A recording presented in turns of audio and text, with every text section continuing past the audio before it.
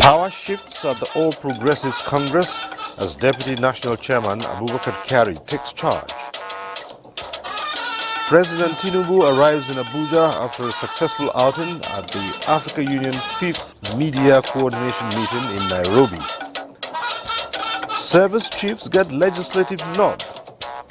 Plus, updates on Anthrax in Nigeria.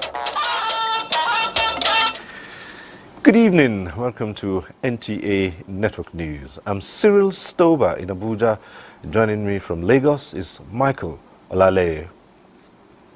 And remember, you can join this broadcast live on our website www.nta.ng/live and on other social media handles displayed on your screen. We'll start off with party politics tonight. Deputy National Chairman North of the All Progressives Congress, Senator Abubakar Kyari, has taken over as the national chairman of the party.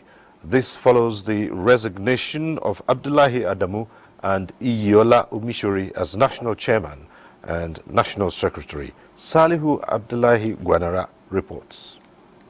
It is a Monday morning and staff of the APC National Secretariat, like other party members, woke up to what they described as sudden news, the resignation of Abdullahi Adamu as the national chairman of APC.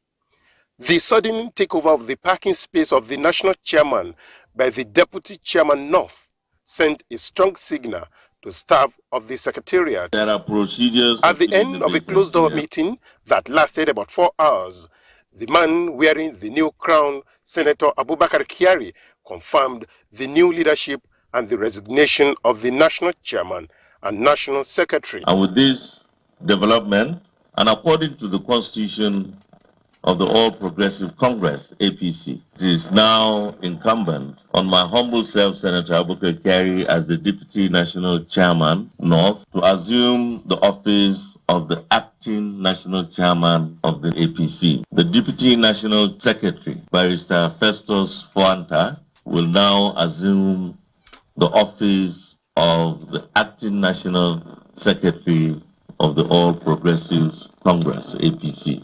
And with these recent developments in the change of leadership, I'd like to inform everybody here that the proposed National Caucus meeting slated for Tuesday, the 18th, July 2023, and the National Executive Committee meeting of the All Progressive Congress slated for Wednesday, 19th July 2023 has hereby been postponed. The new leadership urged party supporters to remain active members of the progressive family and contribute meaningfully to the growth of the party. In Abuja, Salihu Abdullahi Gwanara, NTA News. President Bola Tinubu has arrived in Abuja after successfully participating in the African Union 5th Media Coordination Meeting. State House correspondent Musbah Wahab reports that on his first participation at the continental event, he presented the position of ECOWAS on various issues directed towards achieving continental integration. Presidential Advisor on Special Duties, Communications and Strategy, Dele Alaki, says the outing was fruitful. Number one, it's another testimony that Nigeria is back on the global stage, specifically on the continental stage in Africa, and every African is now becoming more proud of Nigeria because Nigeria is taking its rightful place that had been neglected for a while. And Nigeria actually proved, her point that Africa must be stable, must be secured even before any meaningful infrastructural development, economic activity can adequately and effectively take place. That was the main thrust of the address of our president there.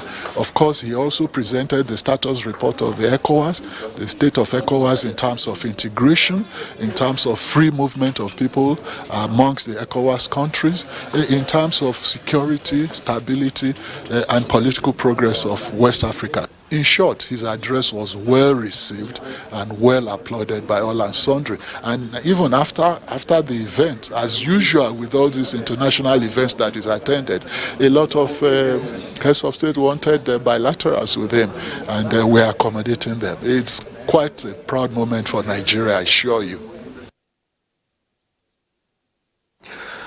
President of the Senate, Godswill Akpabio, has described the signing of the Students' Loan Act by President Bola Ahmed Tinubu as a commitment of the present administration to address students' pressing problems and other challenges in the education sector. He stated this in a message delivered by Deputy President of the Senate, Jibrin Barrow, at the 10th matriculation of the National Institute for Legislative and Democratic Studies in conjunction with the University of Benin. John Yaku has more.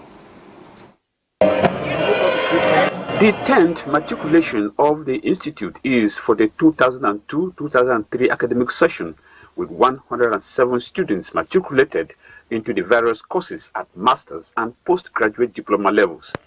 Among them is a physically challenged who will be studying for his master's degree in legislative drafting. Before I even become a lawyer, I've been into grooming some persons with disabilities, opening their mind to the fact that there is ability in disability. Coming to have this study, it's a way of ensuring that I'm more knowledgeable in the conduct of election. And if we are talking about democracy in our country, we want to enhance the legislative culture too. Leadership of the National Assembly at the ceremony assured the students and the Institute of its legislative support for the educational sector to continue to thrive. I wish to assure Nigerians that the 10th Assembly shall support these and other similar programs of the executive arm of government, as we believe that our growth and development as a nation are dependent on the quality of our educational system. I'm confident that you will be sufficiently exposed to requisite knowledge not only about parliamentary practices and procedures, but also democratic governance. The collaborating institutions cautioned against indiscipline while assuring the students of quality education. As the students settle down to their studies here, I enjoin them to be disciplined and focused. And we are committed to seeing that we impart to you all the necessary skills you deserve. An orientation course was earlier held for the students to be abreast with the rules and regulations of the Institute. In Abuja, John Yaku, NTA News. The House of Representatives has called for effective synergy among the nation's security forces to completely neutralize existing and emerging security threats in the country. This was during the screening of the new service chiefs by an ad hoc committee of the House chaired by Representative Babajimi Benson. National Assembly correspondent Mitaire Ikpen reports. The screening of the newly appointed service chiefs is a necessary constitutional requirement. In their opening remarks, the chairman and members of the ad hoc committee did not mince words in telling the president's appointees that Nigerians want to see a more secured nation. I urge you to kindly cooperate with the National Assembly while performing your constitutional duties of ensuring a peaceful, secure, and prosperous country for all Nigerians. We are happy to see well-educated, fit, trim, and very anxious men in uniform that are ready to take the relevant strategic national security issues forward. On their part, some of the nominees acknowledged that insecurity has stunted Nigeria's developmental plans and pledged their resolve towards a safer country. We are aware that the challenges we're facing cannot be handled by one person or one service. It's a joint effort. Accordingly, my leadership council will be hinged on three pillars, which include being people-centric, The people must believe that we're there for them. Prioritizing troops' welfare, which is critical because a happy soldier or a happy airman or a happy seaman will give you the best. While deepening jointness and interagency cooperation to ensure our territories are secured and lives and properties are not threatened. The screening thereafter entered into a closed-door session for 3 hours, after which the chairman of the ad hoc committee gave his impression. They did very, very well. They come from very, very practical background. They're people who have served and served well. They're people who also have shown that they have passion for the Nigerian people and for the troops in which they lead. The report of the screening committee will be considered at plenary for final confirmation of the appointment of the service chiefs. From the National Assembly, Mitaire Ikben, NTA News. Secretary to the Government of the Federation, George Akume, has reaffirmed the commitment of the present administration to deliver dividends of democracy to Nigerians as it solicits the support of the people. The SGF was speaking while playing host to a number of delegations who came on separate visits to his office, including the North Central People's Forum. Kenneth Nanim reports. A delegation from the North Central People's Forum is amongst the recent roll calls to felicitate with the Secretary to the Government of the Federation on his new responsibility. National Executive Committee Chairman of the group presented a blueprint towards the socio-economic development of the North Central Zone. We want to see to the development of North Central, among other things. Of course, we have all it takes to do this. We therefore encourage you to take absolute political control of our zone by having quarterly meeting with the North Central Governors Forum and the North Central People's Forum. The SGF appreciates the group for identifying with him and promised to ensure equal representation, which the Tinubu's presidency is amplifying. This government, led by His Excellency President Bola Ahmed Tinubu, is very conscious of its role in the affairs of this country. And the decisions taken so far reflect this understanding and thinking. The economic reforms beginning with the CBN should be commended by all. Let's continue to support this government. The President means well for this country. Delegation of the APC members from Plateau State also paid similar visit. Meanwhile, the UN Habitat Ambassador to Nigeria, Raymond Edo, has pledged commitment to partner the federal government on human capital development by improving the educational sector. The Ambassador Edo says he will leverage the office of the SGF to promote a healthy and sustainable environment. Kenneth Nanim, NTA News. Since his assumption of office in 2019, Governor Muhammad Inuwa Yahya of Gombe State has been consistently exemplifying his commitment to stakeholder engagement and knowledge-driven policymaking. This is further demonstrated by the constitution of a 10-man honorary advisory council comprising tested and trusted technocrats who have proven themselves at national and international levels. Kano has the report. The 10-man Special Honorary Advisory Council will guide the implementation of government's policies and programs as Governor Inuwa Yahya tries to turn challenges into opportunities and provide effective solutions to the problems facing Gombe State. To submit a quarterly report of their assignment and any other advice for the Governor's consideration and implementation so as to continuously guide us as we run the government through the remaining part of the development agenda. The committee, which comprised seasoned technocrats, accomplished experts and professionals in various fields, has as terms of reference providing specialist and strategic advice on any aspect of governance, advising on policy frameworks and implementation strategies for the actualization of Gombe State Development Plan 2021 to 2030, among others. And in the course of the assignment, they had to make sure that each and every agency submitted its report, from which they now worked and identify where, how, and indeed where we The Advisory Council, the first of its kind in the state, is also informed by the governor's desire to consult and collaborate with the people with a view to harnessing the collective wisdom and expertise of indigent professionals. The council has Professor Idris Muhammad as chairman, with Muazu Shehu of the Research and Documentation Unit, Government House Gombe, as secretary. In Gombe, Abbas Kano, NTA News. We'll take a break now. The news continues after these messages. Stay with us. Thanks for staying with us. The Federal Ministry of Agriculture has confirmed a first case of anthrax, a deadly zoonotic disease in Nigeria.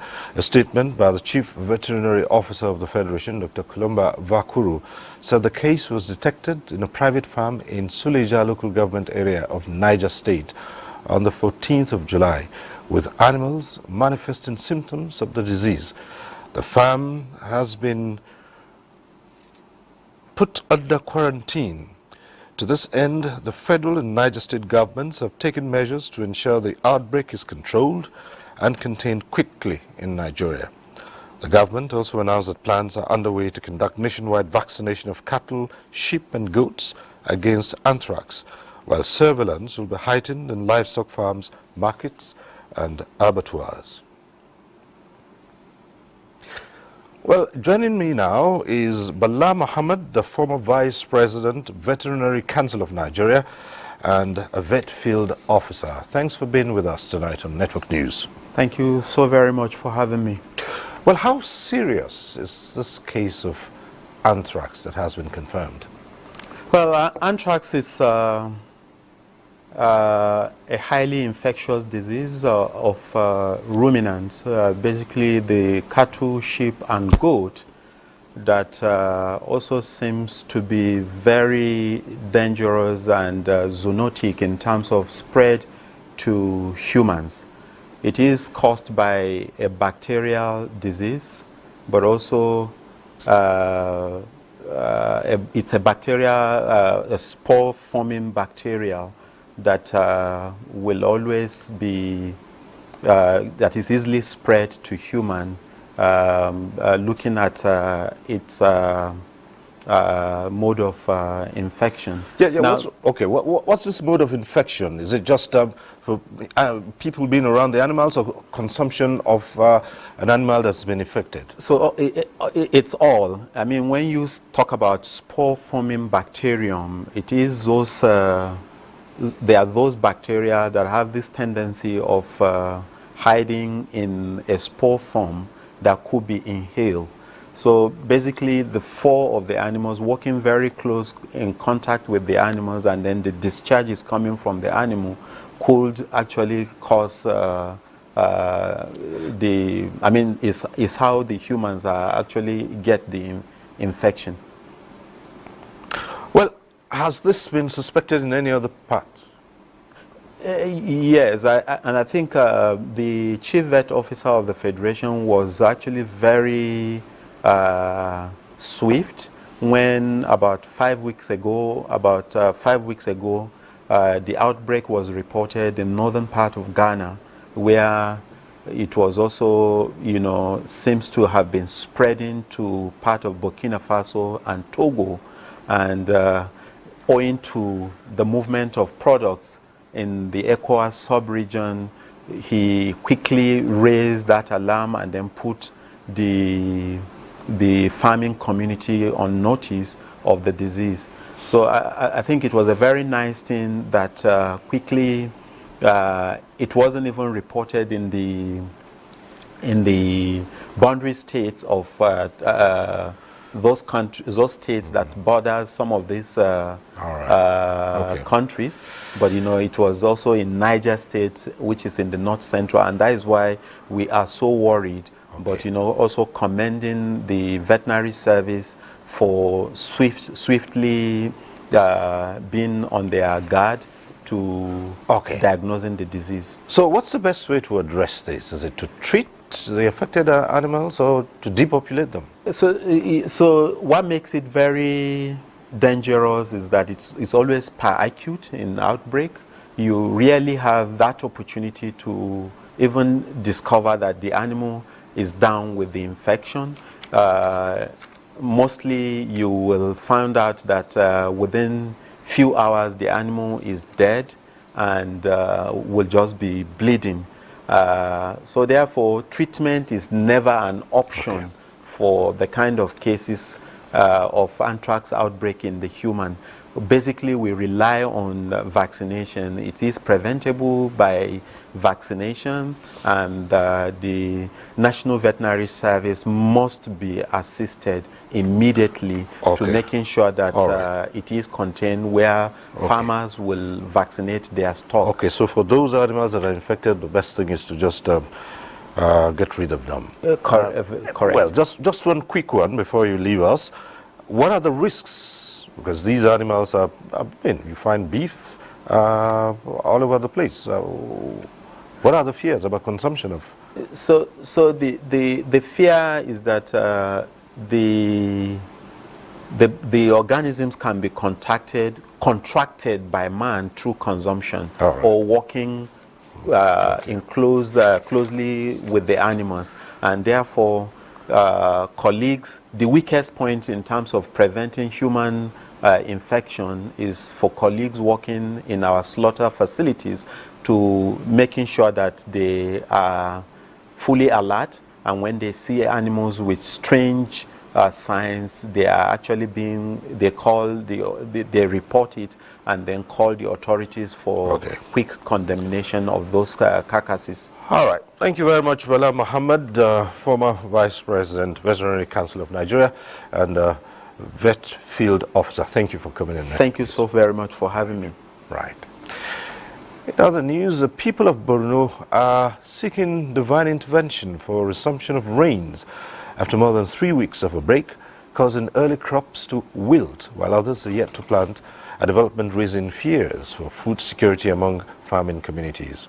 Who are just recovering from the ashes of conflict, by the way. Now, a prayer for rain known as Salatu Istiqa, convened by the Sheikh of Borno, Abubakar ibn Umar Garbay el-Kanemi, was performed by hundreds of Muslim faithful held at the Ramat Square in Maiduguri. Mohammed Goni reports. As farmers and by extension the general populace await the rains in a break that is now in the 4th week and crops are not doing well.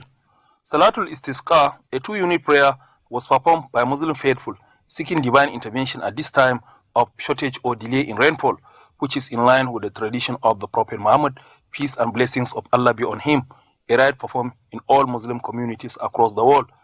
The prayer for rain was led by the Deputy Chief Imam of Borno, Mongonoma Ibrahim Ahmed, after which he delivered sermon drawing attention of the faithful to turn unto Allah in sincere repentance, seeking great deal of forgiveness and to give alms to the needy and vulnerable in the society. The Imam also supplicated to the Lord Almighty for forgiveness and abundant rainfall, as well as for peace to reign in Borno and the country as a whole. We are hopeful that Allah subhanahu wa ta'ala will forgive us, will forgive our sins and give us rain so that we will have a bumper rainy season. Dama idan aka shiga irin wannan halin akan tara al'umma maza da mata a zo a taru, kowa masu kaskanci ga Allah a zo a saya a roki Allah. Muslim people are required to be humble by dressing modestly, showing helplessness and vulnerability when invoking the Lord Almighty for rainfall, as exemplified by Prophet Muhammad, peace and blessing of Allah be upon him, which was why Sheikh Abubakar ibn Umar Garbay el-Kanemi and other personalities present sat on the bare ground without carpets. In Maiduguri, Mohammed Goni, NTA News. And Nigerian farmers, in partnership with the federal government, have launched an initiative tagged Agbado Evolution. The initiative is aimed at revolutionizing maize production in Nigeria. Musa Baba Aliyu tells us more. It is a launch of 2023 wet season farming activities for maize farmers. 250,000 hectares are already under cultivation, targeting a minimum of 4 tons per hectare. The President, Maize Association of Nigeria, Muhammad Abubakar Anur Funtua, said the goal of the initiative will be achieved through good agronomic practices and mechanization. We firmly believe that by collaborating closely with the government, we can address the pressing issues surrounding access to quality inputs, low-cost finance, mechanization services, stable maize prices, and assured market for maize grain. Katsina State is taking the lead in the project as it has been the second largest producer of maize in the country. The State Deputy Governor Farouk Jobe said security and agriculture are the priority of the state government. The shortcut way of improving on food insecurity, wealth creation, and creating employment for our teeming youth. One of our objectives of man is to see that we have translated government policy to our farmers and to our aim and objective, how it works. Farming inputs, including chemicals and fertilizer, were distributed to farmers. Nigeria has declared state of emergency on food security, and government is partnering with farmers towards boosting national food production. Musa Baba Aliyu, NTA News. It was the exhibition of consistency in vision and accomplishment when the founder of Asman University, Abdul Manaf Yunus Sarina, officially inaugurated the Board of Trustees and Council of the newly established institution in Kano. Aminu Umar reports that the occasion was attended by the Chancellor of the University, Prince Arthur Eze. When Prince arrives, culture speaks. Beyond the culture, Prince Arthur Eze was in Kano to celebrate accomplishment by the President Asman Group, Abdul Manaf Yunus Sarina, who officially inaugurated the Board of Trustees of Asman University, Kano. Inaugurated to the glory of God and the service of humanity.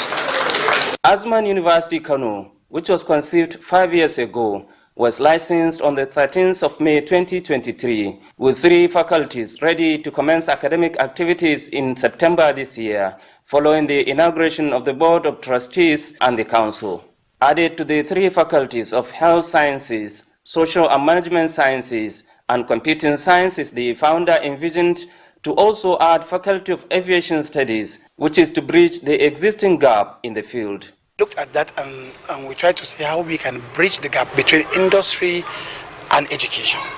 And the best way to do that is to bring closer these kind of programs that we can offer them in Nigeria here, and also while servicing the Nigerian market, which is very big in fact, but it also serves the sub-region, because this is lacking.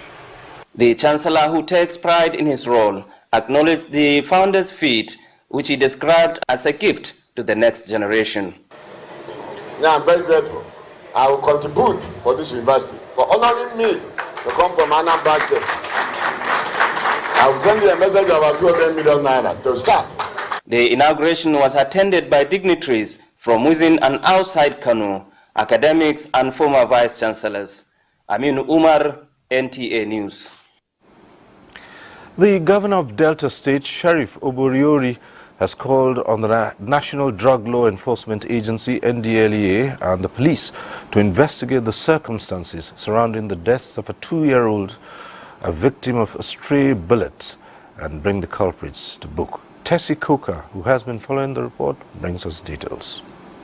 Fortunate incident which has dominated the media space claimed the life of little Onoserebe Omoria. The condition of his younger brother, Eremusele Omoria, injured as a result of shrapnels entering his eye from the impact of the bullet on the glass door, has further drawn the attention of the state governor, Sheriff Oboriori. As the governor cuddles the little Eremusele, there was a feeling of assurance on the face of the child and possibly hope for justice as the child recovers after a successful surgery.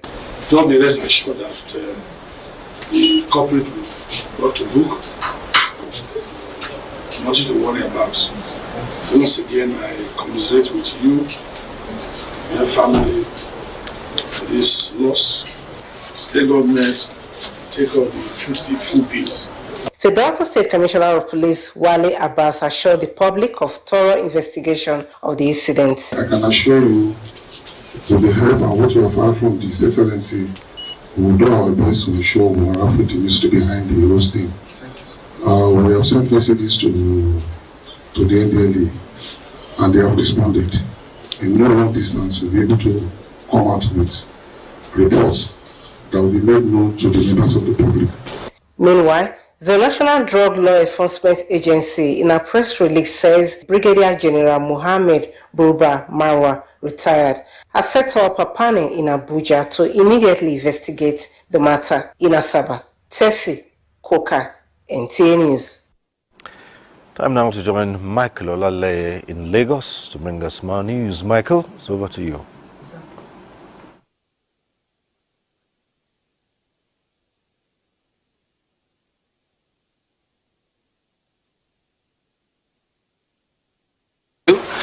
Increasing productive activities and capacity to produce are parts of the economic plans of the present administration, being strengthened by the 4 executive orders of President Bola Tinubu. Analysts say if fully implemented, then good times are here for Nigerians in terms of economic gains. Olumide Guntola reports. The executive orders President Bola Tinubu signed across some sectors of the economy are proof of masses-oriented policies of his administration. Mr. President has a very good mind for Nigerians. Our president just want the new Nigeria. With these tax reforms, we hope and we pray they're going to harmonize, not just harmonizing, but bring down. There are some taxes that we feel they are not necessary. With the suspension and the relief that Mr. President gave, that helped them quite a bit. And then this year again, through the Finance Act, they implemented an immediate increase.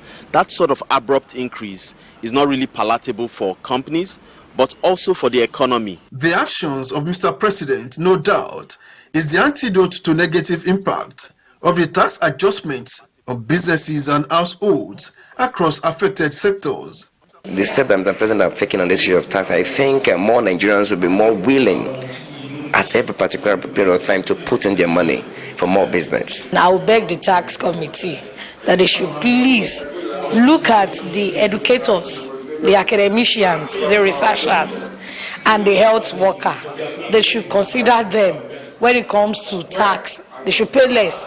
Experts say with collaborative effort from all interest groups, the country is on the pathway to robust economic growth for Nigerians to flourish. In Lagos, Olumide Guntola, NTA News. The palliative repairs carried out by the Lagos State government on Eko Bridge has changed the unbearable experiences of motorists on that corridor. Joe Popola reports that gridlock associated with the Eko Bridge axis has disappeared. Akpogbo and Eko bridges are pivotal to each-free vehicular movement around the Akpogbo corridor, which is a major link to several areas on the island and mainland in Lagos. The reopening of the Akpogbo bridge without fixing the bad spot on Eko bridge did not address the perennial problem of traffic gridlock on the Akpogbo bridge, which informed the decision by the state government to carry out the palliative repairs. With the reopening after the repairs, it is no longer business as usual around this corridor, as road users are enjoying free flow of traffic. Since the bridge has opened, the economic activity of this place has really improved, and the movement of people has also been much more easier than before. Yeah, I love it how they opened the two bridges, because it's make all these people they are selling market to move on with their market. They're very happy, because when they close these two bridges, there's no market in this area at all. This place is okay now, and we thank God for the opening of the bridge. Shop owners who were experiencing a lull in sales now have a cause to smile with the reopening of the bridge. Residents say they will take ownership of the project and guard it jealously. In Lagos, Joel Bukbola, NTA News. Do not forget to follow this news broadcast live on our website at nta.ng/live and on our other social media handles displayed on your screen for updates. Time for some messages, and when we return, Musa Abubakar is standing by for some business news. Please stay.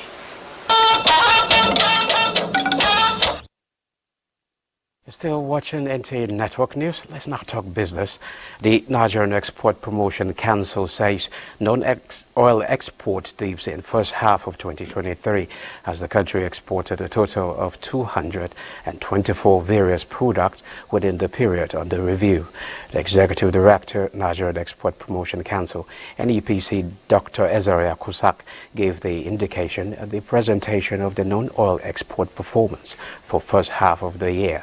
He explained that despite recording an increase of $1.345 billion in the first quarter of the year 2023, non-oil exports dipped in value in the first half of the year. The period saw 3.94 metric tons products worth $2.539 billion as against the sum of $3.5 billion for the corresponding period of 2022. 164,748.7 metric tons of products valued at 55.08 million were exported to various African countries. Since the DUE project was initiated 2 years ago, a total number of 13 firms have been licensed to operate under a public-private partnership arrangement with one aggregation center. It is one of the key export intervention projects of the Council that has been put in place to cope supply side constraints. These are programs, these are blocks, building blocks, or regional trading blocks that have been set up to improve intra-African trade. And with time, I hope this will improve. There was a positive close on Monday as investors gained 203.4 billion naira. The whole-share index advanced 0.60% to close at 62,943.35 basis points. 710 million securities worth 13.82 billion naira exchanged hands in 8,979 deals, while market capitalization increased to 34.27 trillion naira. Sterling Bank, Transcorp, and Unity Bank were the top performers. That's it. The news continues after the break.